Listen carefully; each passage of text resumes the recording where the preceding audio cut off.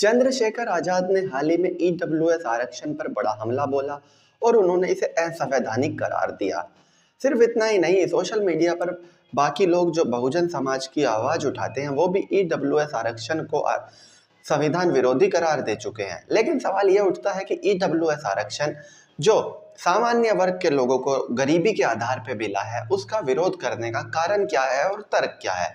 दरअसल में जितने भी लोग इस ईडब्ल्यूएस आरक्षण को संविधान विरोधी बताते हैं, उनका ये मानना है कि जो आरक्षण का दायरा है, जो आरक्षण का पैरामीटर है देने का, वो ये है कि आपके साथ छुआछूत हो, आपकी जाति नीची हो या फिर आप पिछड़े हो समाज में, यानी कि पिछड़े ही और जिनके साथ छुआछूत हुआ करता था आज से 200-300 साल पहले या 100 साल पहले, वही आरक्षण के हकदार हैं, चाहे वो आदिवासी समाज हो, चाहे वो शेड्यूल्ड कास्ट हो, चाहे वो ओबीसीज हो।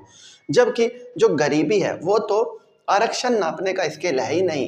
गरीबी के आधार पर जब देश आजाद हुआ था तो आरक्षण नहीं दिया गया था, यह जाति के आधार पर दिया गया था, पिछड़ेपन के आधार पर दिया गया था।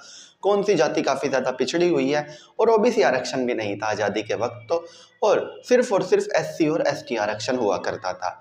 और इन लोगों का यही तर्क है कि गरीबी के आधार पर आरक्षण देना गलत है, जाति के आधार पर जो आरक्षण है, आदिवासियों का आरक्षण है, जिन लोगों के साथ छुआछूत हुई उनके लिए आरक्षण है, और जो जाति व्यवस्था में पिछड़े हुए हैं उनके लिए आरक्षण है। गरीबों के लिए आरक्षण नहीं होना चाहिए, और वो इसी को तर्क बनाकर अपना पक्ष रखते हैं और कहते हैं कि तत्काल ईडब्ल्यूएस आरक्षण को हटा देना चाहिए।